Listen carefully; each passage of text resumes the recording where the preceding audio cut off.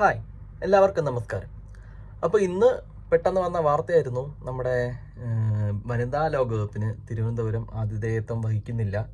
കാരണം അത് connectivity issue എന്ന് KCA പറഞ്ഞു, അത് BCCI അങ്ങ് അംഗീകരിച്ചു എന്നൊക്കെ പറഞ്ഞിട്ട് വാർത്ത വന്നത്. അത് പതിയെ പല മീഡിയാസും ഈവൻ കേരളത്തിലെ പല മീഡിയാസ് ഏറ്റുപിടിക്കുകയും അതാണ് റീസൺ കണക്ടിവിറ്റി ഇഷ്യൂ എന്നൊക്കെ പറഞ്ഞിട്ട് ഒരുപാട് റിപ്പോർട്ടുകൾ വന്നിരുന്നു. എന്നാൽ അത് ശരിയാണോ?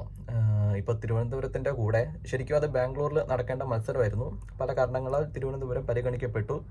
ആദ്യമൊക്കെ റിപ്പോർട്ട് വന്നെങ്കിലും ഒരിക്കലും കൺഫേം ചെയ്തിട്ടില്ലായിരുന്നു. പക്ഷേ തിരുവനന്തപുരം അവരുടെ ലിസ്റ്റിൽ ഉണ്ടായിരുന്നതാണ്. അപ്പോൾ എന്തുകൊണ്ട് മാറി? അത് കണക്ടിവിറ്റി ഇഷ്യൂ കൊണ്ടാണോ? അല്ല, ഒരിക്കലും അല്ല. കാരണം ഇതിൻ്റെ കൂടെ മത്സരങ്ങൾ നടക്കുന്ന സിറ്റീസ് എന്ന് പറയുന്നത് കൊളംബോ, വിശാഖപട്ടണം, ഗുവാഹട്ടി, പിന്നെ നവി മുംബൈ, ഇങ്ങനെയാണ്. അപ്പോൾ പിന്നെ ഏതോ ഒരു സിറ്റിയും കൂടെ ഉണ്ടെന്ന് തോന്നുന്നു. ഇതിലെടുത്ത് നോക്കിയാൽ ഒരു സിറ്റീസും പരസ്പരം കണക്റ്റഡ് അല്ല. ശരിക്കും ഡയറക്റ്റ് ഫ്ലൈറ്റ് വഴി ഒരിക്കലും കണക്റ്റഡ് അല്ല. ഇപ്പം നവി മുംബൈയിൽ എയർപോർട്ട് വന്നിട്ടില്ല. അപ്പോൾ ഇപ്പോൾ അവർ ഡിപ്പെൻഡ് ചെയ്യുന്നത് മുംബൈയാണ്. അപ്പോൾ മുംബൈ എയർപോർട്ട് എല്ലാവരുമായിട്ട് കണക്റ്റഡ് ആണ്. അത് തിരുവനന്തപുരമായിട്ടും കണക്റ്റഡ് ആണ്, ബാക്കിയുള്ളവരുമായിട്ട് കണക്റ്റഡ് ആണ്. എന്നാൽ പരസ്പരം മറ്റുള്ള സിറ്റീസ് ഒരിക്കലും കണക്റ്റഡ് അല്ല. രണ്ടാമത്തെ കാര്യം എന്ന് പറഞ്ഞാൽ ഏറ്റവും പ്രധാനപ്പെട്ട കാര്യം, ഇതിലെ മാച്ചിലെ ഒഫീഷ്യൽസ് ആയാലും ടീമായാലും അവർ ഒരിക്കലും ഈ യൂഷ്വലി ഉള്ള ഫ്ലൈറ്റ്സിലല്ല വരുന്നത്. അവർക്ക് ചാർട്ടേഡ് ഫ്ലൈറ്റ്സ് ആയിരിക്കും. അപ്പോൾ അങ്ങനെ ഇരിക്കെ ഈ കണക്ടിവിറ്റി ഇഷ്യൂ വെറും ഒരു പൊള്ളയായ ഒരു റീസൺ ആണെന്ന് തോന്നുന്നു. എന്തുകൊണ്ട് അങ്ങനെ ഒരു കഥ ഇറക്കിയെന്നറിയില്ല.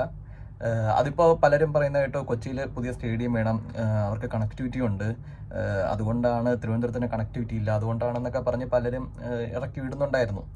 അപ്പോൾ അതും പറയേണ്ടത്, ഈ കൊച്ചിയും ഇതുപോലെ, കൊച്ചി ആയാലും തിരുവനന്തപുരം ആയാലും ഡയറക്റ്റ്ലി ഇവരുമായിട്ടൊന്നും കണക്റ്റഡ് അല്ല.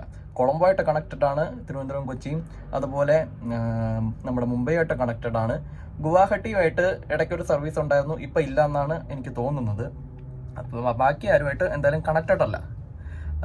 ഞാൻ പിന്നെ പറഞ്ഞതുപോലെ മാച്ച് ഒഫീഷ്യൽസും ടീംസും ചാർട്ടർ ഫ്ലൈറ്റ്സിലാണ് വരുന്നത്. പിന്നെ പറയുന്ന റീസൺ 5 സ്റ്റാർ ഹോട്ടൽസിന്റെ അവൈലബിലിറ്റി. തിരുവനന്തപുരത്ത് ഈ കാലയളവിൽ കുറേ ഇന്റർനാഷണൽ മാച്ചസ് നടന്നു.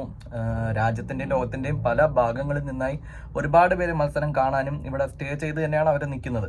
അപ്പോൾ അതിന് മാത്രം അവൈലബിലിറ്റി ഉണ്ട്. ഓരോ വർഷവും പുതിയ 5 സ്റ്റാർ ഹോട്ടൽസ് വരുന്നുണ്ട്.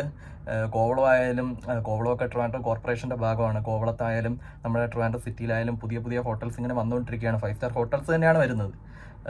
ഇപ്പം നമ്പർ എടുക്കുകയാണെങ്കിൽ എല്ലാവർക്കും അറിയാമല്ലോ, കേരളത്തിലാണ് ഇന്ത്യയിൽ ഏറ്റവും കൂടുതൽ 5 സ്റ്റാർ ഹോട്ടൽസ് ഉള്ളത്.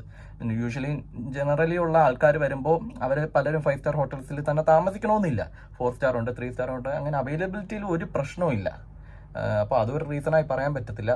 എന്തായാലും വനിതാ ലോകകപ്പ് മാറി, വെന്യൂ മാറി, പകരം നമുക്ക് വരുന്നത് ഒരു കിടിലൻ സാധനമാണ്. മെസ്സി ഇന്ത്യയിലേക്ക് വരികയാണ്. കേരളത്തിലാണ്, നമ്മുടെ തിരുവനന്തപുരത്താണ്, നമ്മുടെ ക്യാപിറ്റൽ സിറ്റിയിലാണ് കളിക്കുന്നത്. അപ്പോൾ അത് എല്ലാവർക്കും ഒരു അഭിമാനമായ നിമിഷമാണ്. ഒരു ഹിസ്റ്റോറിക്കൽ ഫീറ്റ് എന്നൊക്കെ പറയാം. ഇതൊരു മാർക്ക് ചെയ്യുന്ന ഒരു ഫീറ്റാണ്, ഹിസ്റ്ററിയിൽ മാർക്ക് ചെയ്യുന്ന ഒരു ഫീറ്റാണ്, ഒരു അച്ചീവ്മെൻ്റ് ആണ്. എന്തായാലും നമുക്ക് ആ ഒരു ദിവസത്തിന് വേണ്ടി കാത്തിരിക്കാം.